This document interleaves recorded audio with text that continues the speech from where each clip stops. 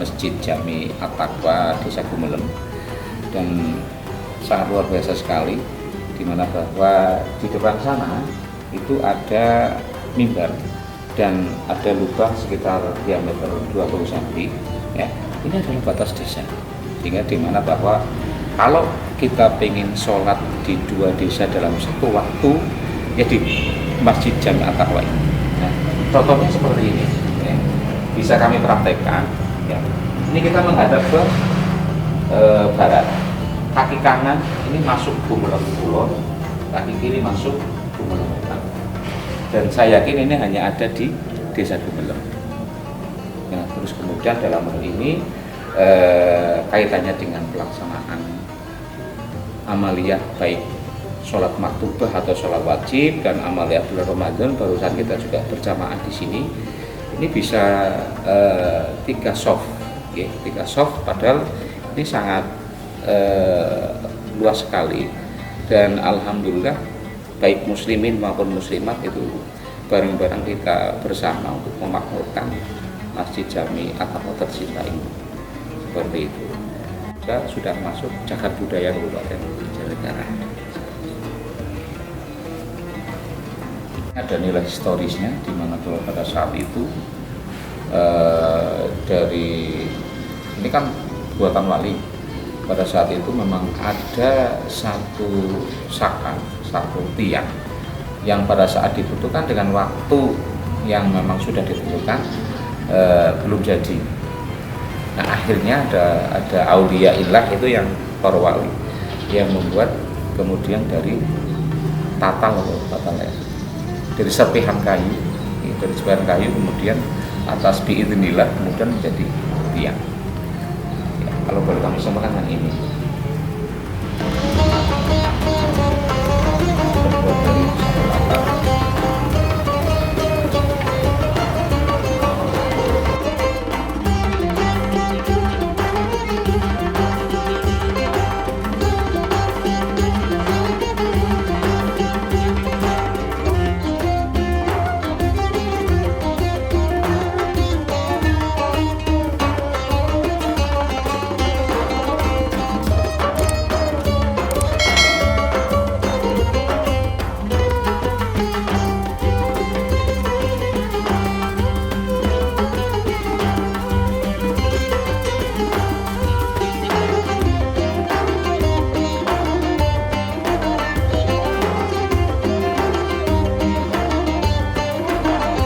Diceritakan sejarah masjid singkatnya.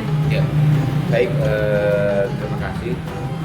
Di mana bahwa kita sedang berada di Masjid Jami At-Taqwa, di mana bahwa Masjid Jami At-Taqwa itu memang dari nilai historisnya sangat panjang. Pertama, di mana bahwa Desa Gumelem waktu itu belum bernama Gumelem, tapi Karang Tiris. Sehingga dalam hal ini perlu kami sampaikan, di mana bahwa ada seorang tokoh atau boleh dibilang ulama yang ditugaskan oleh Sunan Kalijaga untuk menyebarkan agama di wilayah barat.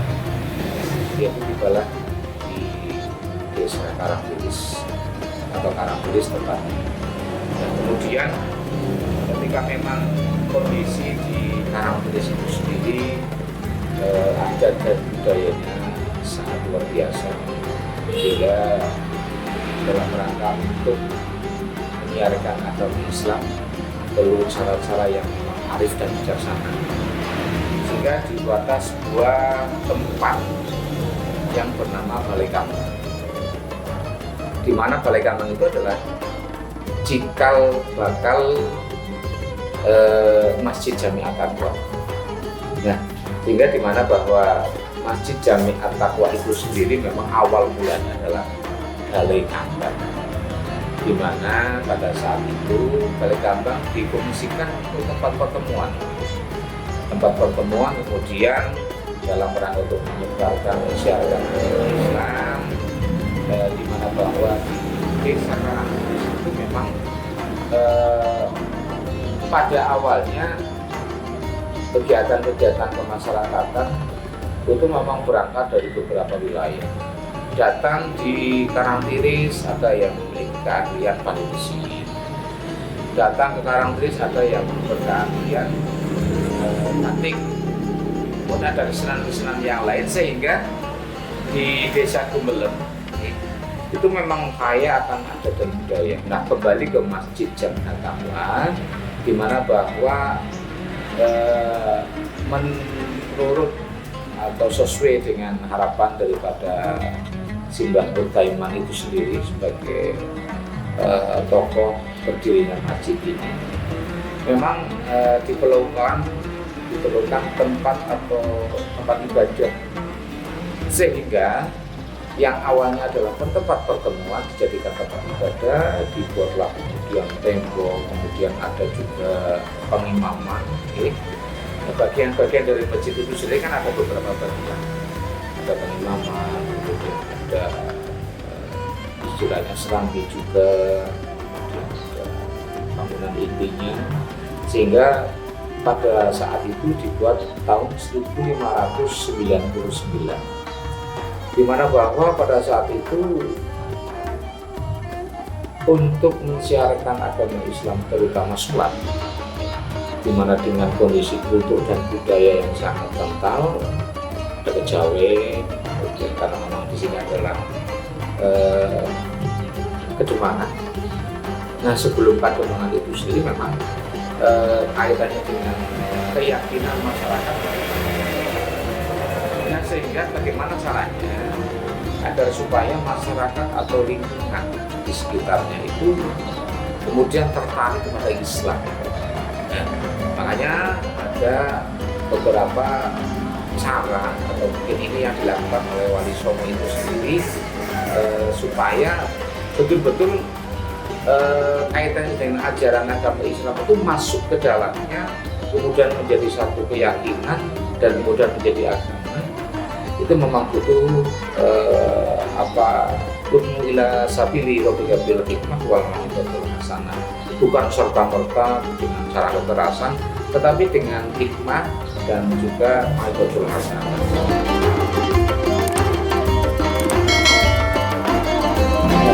Kemudian terkait dengan bangunan daripada Masjid Jami At-Taqwa itu sendiri memang untuk konstruksi bangunannya hampir mirip dengan Demak, di mana bahwa di atas atau kalau boleh itu sih bukan bangunannya dibuat ya, tapi lebih kepada ciri khas masjid yang dibangun oleh wali, yaitu dengan bunga teratai ada di sana, kemudian juga ada kuncup yang menunjukkan keesaan Allah Ta'ala, di mana bahwa segala sesuatunya itu memang kayak mirip tumpeng gitu, bukan kan lancip seperti itu. Kemudian satu hal yang mungkin tidak kalah pentingnya untuk kami sampaikan, yaitu berkenaan dengan ada lubang berdiameter 20 cm di depan mimbar, itu adalah batas desa, sehingga manakala kita pengen sholat di dua desa dalam satu waktu ya di Masjid Jami At-Taqwa ini. Nah, oleh karena itu pengelolaannya pun takdir itu juga dua desa, Wetan maupun Dua.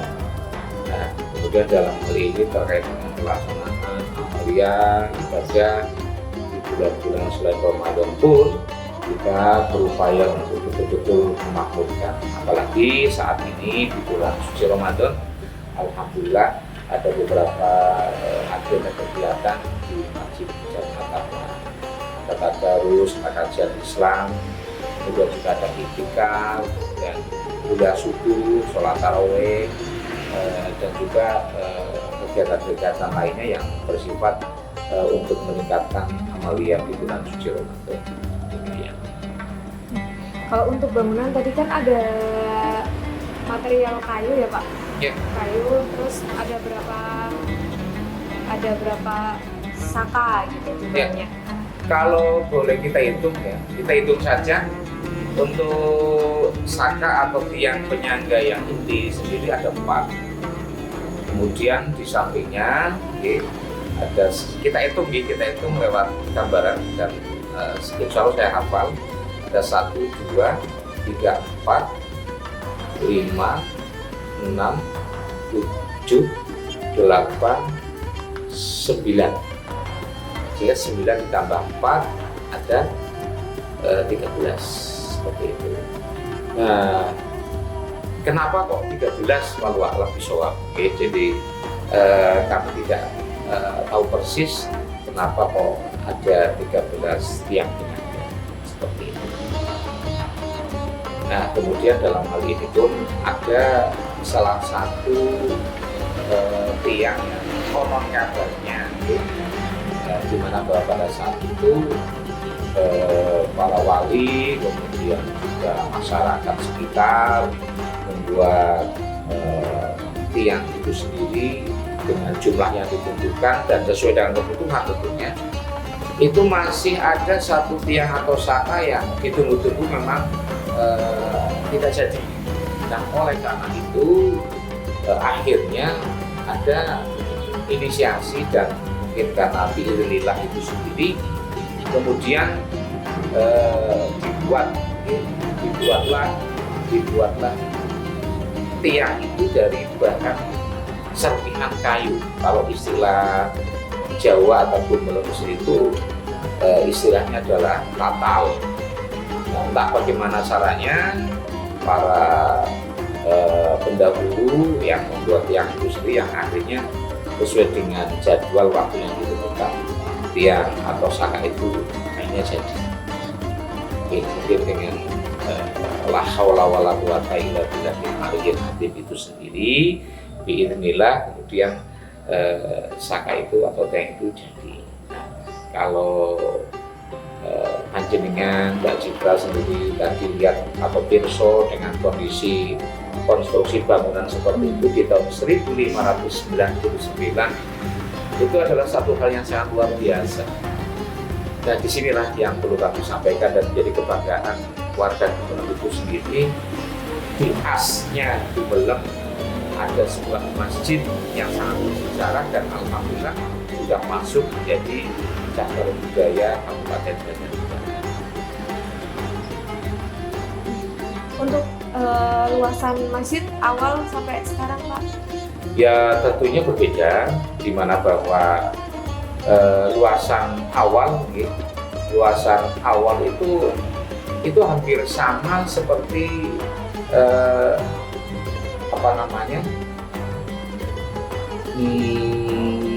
kalau luasnya sama, kalau istilah matematika apa itu? Yang persegi 4 ya.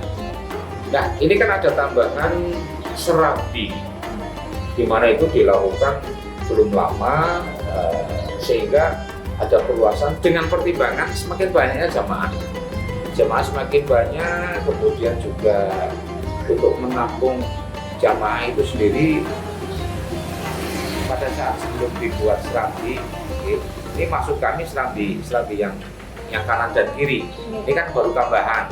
Kalau belum lama itu serambi hanya bagian dalamnya saja, belum ada istilahnya kanan dan kiri.